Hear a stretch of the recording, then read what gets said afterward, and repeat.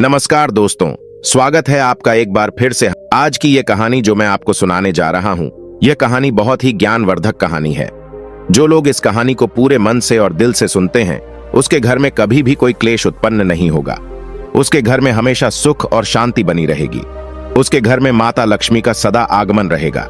तो सब्सक्राइब कर लीजिए हमारे इस चैनल को, ताकि नए आए वीडियो की नोटिफिकेशन सबसे पहले आप तक पहुंचेगी। आपने सुना होगा कि जिसके घर में रोज झगड़े होते हैं, रोज क्लेश होते हैं, उस घर में बरकत नहीं होती। उस घर में कभी माता लक्ष्मी का आगमन नहीं होता। और जिसके घर में सुख शांति होती है, उसके घर में सुख समृद्धि का आगमन होता है और माता लक्ष्मी का निवास उसके घर पर सदा बना रहता है। इस कहानी को सुनने के बाद हमें यह पता चल जाएगा कि हमें घर में लड़ाई झगड़ा क्यों नहीं करना चाहिए, और जिसके घर में लड़ाई झगड़े होते हैं वो उन लड़ाई झगड़ों को कैसे रोक सकता है। क्योंकि घर में सुख शांति का होना बहुत जरूरी है। क्योंकि जहां सुख शांति होती है वही माता लक्ष्मी निवास करती है। जहां क्लेश उत्पन्न होते हैं, लड़ाई झगड़े उत्पन्न होते हैं, वहां माता लक्ष्मी का वास नहीं होता। वहां दुख और दारिद्र्य का निवास होता है। हो सके तो इस कहानी को पूरा सुने। यह कहानी आपके जीवन में बहुत सीख देगी। यह बहुत ही ज्ञानवर्धक कहानी है, इसे जरूर सुने। एक मोर और मोरनी की कहानी। इससे पहले कि आप हमारी कहानी में खो जाए, चैनल को सब्सक्राइब करना ना भूले। चलिए कहानी शुरू करते हैं। एक जंगल में एक मोर और मोरनी रहते थे। मोर और मोरनी बहुत हंसी खुशी जंगल में रहते थे। एक दिन मोरनी मोर से कहती है, पिया जी, हमें यहाँ से चलना चाहिए। हमें वहां चलना चाहिए जहां हमारे समाज के लोग रहते हैं। काफी सारे मोर मोरनी रहते हैं, हमें वहां चलना चाहिए। मोर मोरनी से कहता है, प्रिय, अगर हम वहां चलेंगे तो रोज लड़ाई झगड़े होंगे। हम दोनों यहाँ जंगल में कितना सुकून से रहते हैं, वहां जाने की क्या जरूरत है। लेकिन मोरनी जिद करने लगती है तो मोर भी मान जाता है। मोरनी की जिद करने पर वो दोनों उड़कर एक नगर में आ जाते। उस नगर का राजा पशु पक्षियों की भाषा को अच्छी तरह से समझता था। उस राजा ने कराव शास्त्र की पढ़ाई की थी। कराव शास्त्र का मतलब यही होता है कि पशु पक्षियों की भाषा को समझ पाना। वह राजा सभी प्रकार के पशु पक्षियों की आज को समझ पाता था। हर जीव जंतु की आवाज को वह बखूबी समझता था कि वह क्या कह रहा है। दोनों मोर और मोरनी उसी नगर में आ जाते हैं। एक दिन की बात है, राजा अपनी रानी से कहता है कि हे रानी, मुझे बहुत तगड़ी भूख लगी है, आप मुझे भोजन खिला दीजिए। राजा की रानी 36 प्रकार के भोजन बना करके एक हाथ में पानी का लोटा और दूसरे हाथ में खाने की थाली लेकर राजा के पास पहुंचती है। रानी जैसे ही भोजन का थाली राजा के सामने रखती है तो एक चावल का टुकड़ा नीचे गिर जाता है। वहीं पर कुछ चींटियां घूम रही थीं। तभी एक चींटी चावल के टुकड़े लेकर वहां से जाने लगती है। राजा बैठा सब घटना को देख रहा था। उस चींटी के पास में तुरंत ही एक बड़ा चींटा आता है और वह चींटा उस चींटी से कहता है, हे प्रिय, यह चावल का टुकड़ा मुझे दे दीजिए और तुम वापस जाओ और उस राजा की थाली से दूसरा चावल का टुकड़ा लेकर आओ। उनकी बातों को राजा पूरी तरह से सुन रहा था, क्योंकि राजा हर जानवर, पशु और पंछी की भाषा को समझ सकता था। तो राजा वहीं बैठा रहा था जब चींटा चींटी से यह बात कह रहा है कि नहीं, मैं नहीं जाऊंगी। अगर यह बात राजा को पता चल जाएगी तो राजा मुझे मार देगा। फिर चींटा चींटी से कहता है कि तुम जाओ, राजा को नहीं पता चलेगा। चींटी फिर जाने की कोशिश तो करती है, लेकिन फिर आधे रास्ते से वापस चली आती है और चींटा से कहती है, नहीं, मैं नहीं जाऊंगी। हो सकता है राजा को पता चल जाए और राजा मुझे मार देगा। राजा उन दोनों को देख रहा था। चींटा को इस बात का भान हो जाता है कि राजा हमारी बात को समझ रहा है। चींटा फिर चींटी से कहता है, देखो, लगता है राजा हमारी बात को समझ रहा है। राजा ने हमारी बातों को सुन लिया है, इसीलिए वो हमें ही देख रहा है। चींटा चींटी से कहता है, अगर राजा ने हमारी बातों को सुन लिया है और राजा किसी और को बताया तो उसी समय पत्थर का बन जाएगा। राजा चींटा और चींटी की बात को बखूबी सुन लेता है और समझ लेता है। राजा इस बात को सुनकर हंसने लगता है। जैसे ही राजा को हंसी आने लगती है, राजा की रानी रसोई से बाहर आती है। वह जैसे ही रसोई से बाहर निकलती है, राजा उसे हंसते हुए दिखाई देता है। रानी राजा को हंसते हुए देखकर सोचने लगती हैं कि शायद मुझसे कोई गलती हुई है, इसीलिए राजा साहब हंस रहे हैं। रानी राजा के पास आती है और कहती है, हे महाराज, क्या मुझसे कोई पाप हुआ है? क्या मुझसे कोई गलती हुई है कि आप इतनी जोर से हंस रहे हैं? राजा रानी से कहता है, नहीं, ऐसी कोई बात नहीं, मुझे बस यूं ही हंसी आ गई। रानी जिद करने लगती हैं और कहती है, आपको मुझे बताना पड़ेगा कि आप क्यों हंस रहे थे।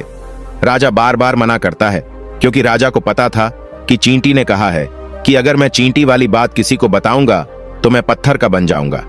इसीलिए राजा रानी को यह बात नहीं बताना चाहता था, लेकिन रानी बार बार जिद करती हैं और कहती है, आपको मुझे बताना ही पड़ेगा कि आप क्यों हंस रहे थे। अगर आप मुझसे सच्चा प्रेम करते हैं, अगर आप मुझे अपना समझते हैं, तो आपको यह बताना पड़ेगा कि आप क्यों हंस रहे थे। राजा अब धर्म संकट में पड़ गया है। राजा सोचता है, अगर मैं ये बात रानी को बताऊंगा तो मैं पत्थर का बन जाऊंगा, और फिर सोचता है, अगर मैं नहीं बताऊंगा तो रानी का विश्वास खत्म हो जाएगा। रानी बहुत जिद करने लगती है। कहते हैं ना कि प्रिया हठ और बाल हठ बहुत तगड़ी होती है। इन दोनों हठ से हमेशा बच करके रहना चाहिए। रानी के प्रिया हठ के सामने राजा को झुकना पड़ता है, और राजा रानी से कहता है, ठीक है, अगर मैं आपको बताऊंगा तो बाद में आपको पछताना पड़ेगा। रानी कहती हैं कि अभी तो आप कह रहे थे कि कोई बात नहीं है, अभी आप कह रहे हैं कि मुझे पछताना पड़ेगा।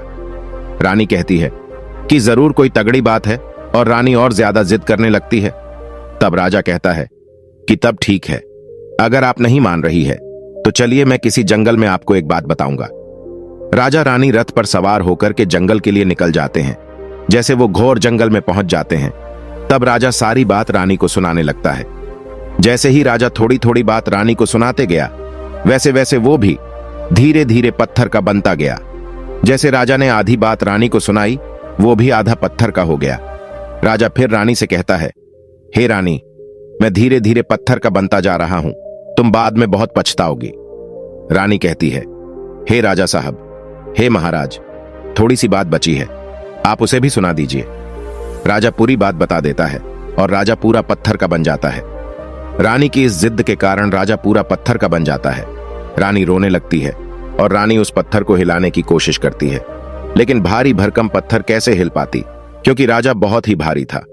राजा पत्थर का बन जाता है, और उधर रानी सर पटक कर रोती है, छाती पीटती है, विलाप करती है, और किसी जीव जंतु से सहायता के लिए गुहार करती है। इन सब कहानी को मोर और मोरनी बखूबी देख रहे थे, अपनी आंखों से देख रहे थे। रानी के विलाप को देखकर मोर मोरनी को दया आ जाती है। मोर मोरनी से कहता है, ये होता है प्रिय हठ। अपनी इसी प्रिय हठ की वजह से हम उस जंगल में कितना खुशी खुशी रहे थे और यहां चले आए। मोरनी मोर से कहती हैं कि प्रिय, ये रानी बहुत दुखी हो रही है, हमें इसकी सहायता जरूर करनी चाहिए। यह इतना विलाप कर रही है, इसकी ज्यादा तो सहायता हम नहीं कर सकते, लेकिन कम से कम इसको धीरज तो दे ही सकते हैं, यानी उसको विश्वास तो हम दिला ही सकते हैं। यही सोचकर मोर और मोरनी उस रानी के पास जाते हैं, और जाकर के रानी से कहते हैं कि रानी साहिबा, जो हुआ वो तो गलत हुआ, लेकिन आप जरा धीरज रखिए, अपने आप को थोड़ा संभालिए, आपके पीछे पूरा राज्य है। राजा तो पत्थर का हो चुका है, अब आपको आपके राज्य का कारोबार आपको ही संभालना है। रानी मोर मोरनी की बात सुनने के बाद कहती है, भाई मोर मोरनी, मैं अपने आप को कैसे संभालूं, क्योंकि अब तो मेरा संसार ही उजड़ गया, क्योंकि मेरा पति परमेश्वर पत्थर का बन चुका है, और मैं क्या करूं। रानी की यह बात सुनते ही उधर मोरनी के मुख से यह निकल जाता है, राजा पत्थर के कैसे हो गए? राजा तो इंसान थे, अच्छे भले थे, लेकिन ये पत्थर के कैसे हो गए? रानी वही बात बताने लगती है जो राजा ने चींटी वाली बात रानी को बताई थी। रानी वही बात मोर और मोरनी को बताने लगती है, और रानी भी धीरे धीरे करके पत्थर की बन जाती है। और जब रानी पत्थर की हो जाती है, और राजा तो पत्थर का हो ही चुका था, जब दोनों पत्थर के हो जाते हैं, उधर मोर मोरनी को चिंता सताने लगती है। उधर मोर और मोरनी बहुत दुखी हो जाते हैं। मोर मोरनी को यह चिंता सताने लगती है कि यह विपत्ति हमारे ऊपर भी आ सकती है, क्योंकि राजा भी उसी चींटी वाली बात से पत्थर का हो चुका है, और रानी भी उसी चींटी वाली बात से पत्थर की हो चुकी है। मोर मोरनी से कहता है, हम पर भी खतरा मंडरा रहा है, क्योंकि तुम स्त्रियों से कोई भी बात छिपती नहीं है। मोरनी मोर से कहती है, पिया जी, यहां से हम दूर चले क्या? मोर मोरनी से कहता है, हे बेवकूफ, दूर जाने से क्या फायदा है? यह संकट तो धरती के किसी भी कोने में हमारा पीछा नहीं छोड़ेगा। यह खतरा तो हमेशा हमारे ऊपर मंडराते रहेगा। अगर जाने अनजाने में यह हमारी मुख से निकल गई तो हम भी पत्थर का बन जाएंगे। इसी बात को लेकर मां र और मोरनी बहुत दुखी हो जाते हैं, बहुत चिंतित हो जाते हैं। रात दिन उनको यह दुख खाया जाता है। यह सोचकर वे ना भोजन करते हैं और ना चैन से सोते। बस रात दिन उनको यही दुख सताती है, यही टेंशन रहती है कि ये बात उनके मुख से निकल ना जाए। यदि हमारे मुख से ये बात भूल कर भी निकल गई तो दोनों पति पत्नी पत्थर के बन जाएंगे। यही सोचकर मोर ने दिमाग लगाया कि यदि मैं सारी चींटियों को खत्म कर दूं तो यह सब खत्म हो सकता है, क्योंकि यह करा धरा तो चींटियों का है।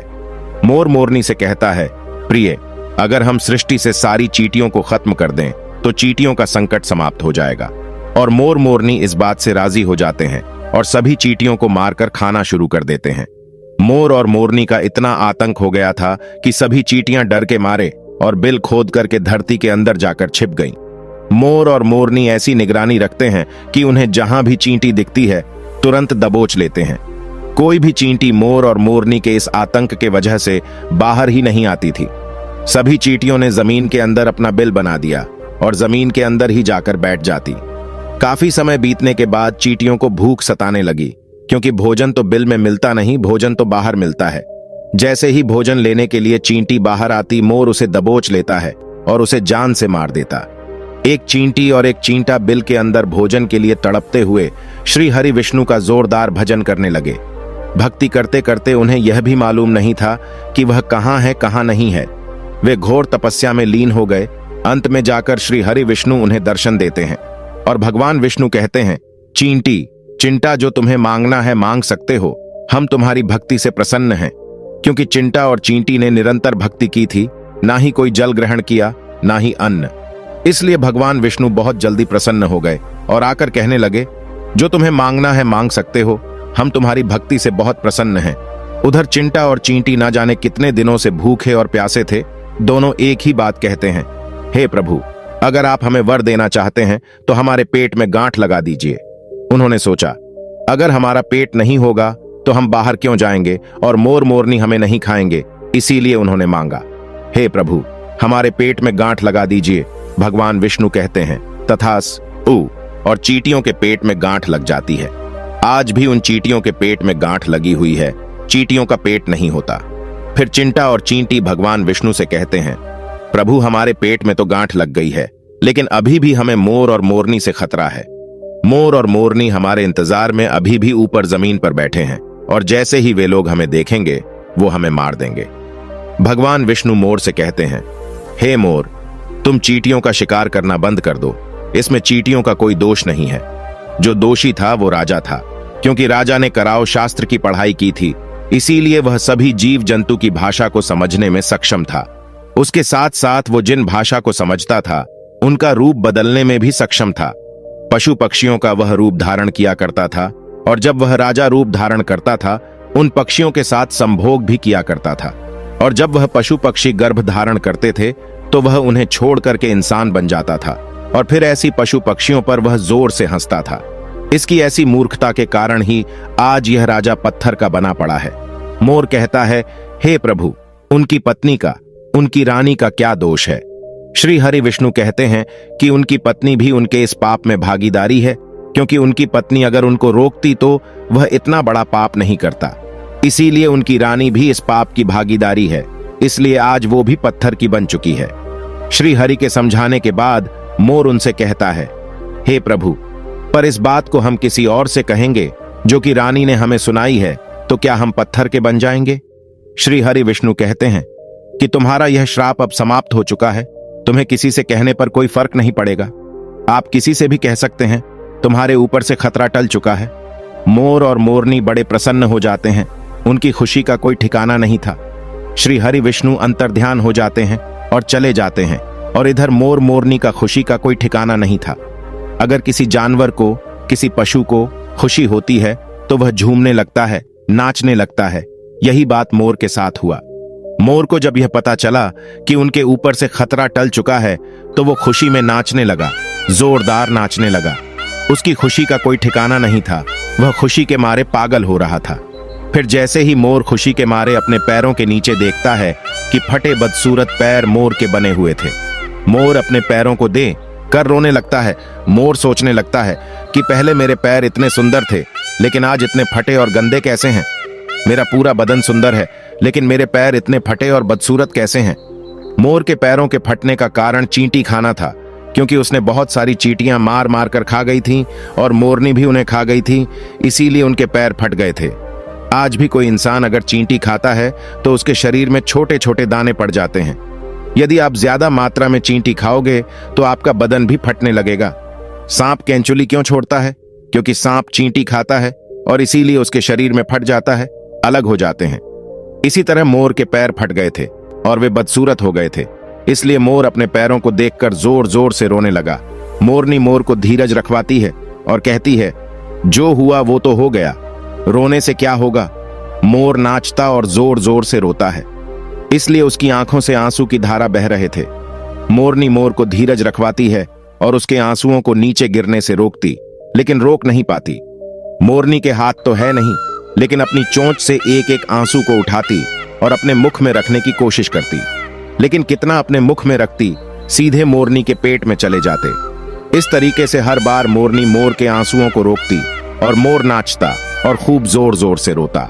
मोर के आंसुओं को देखकर और मोरनी के प्यार को देखकर भगवान श्री हरि फिर से दर्शन देते हैं और मोरनी को आशीर्वाद देते हैं और कहते हैं कि तुम्हारा प्रेम ऐसे ही सदा बने रहे। इस आशीर्वाद के वजह से, अब इसे आशीर्वाद समझिए या श्राप, इसकी वजह से मोर कभी संभोग नहीं कर पाता, क्योंकि मोर जब नाचता है तो उसकी आंखों से आंसू गिरते हैं और उन आंसुओं को मोरनी चुगती है और उसी आंसुओं के कारण मोरनी गर्भवती हो जाती है। भगवान श्री हरि मोर और मोरनी को आशीर्वाद देते हैं और कहते हैं कि तुम्हारी भक्ति धन्य है और तुम धन्य हो। एक समय ऐसा भी आएगा कि तुम्हारे पंख को मुकुट बनाकर धारण करेंगे। इसलिए कहते हैं, श्री कृष्ण के रूप में श्री हरि धरती पर आते हैं तो वह मोर का पंख अपने मुकुट में धारण करते हैं। इस कहानी में बस इतना ही, और हम आशा करते हैं कि इस कहानी से आपको बहुत कुछ सीखने को मिला होगा।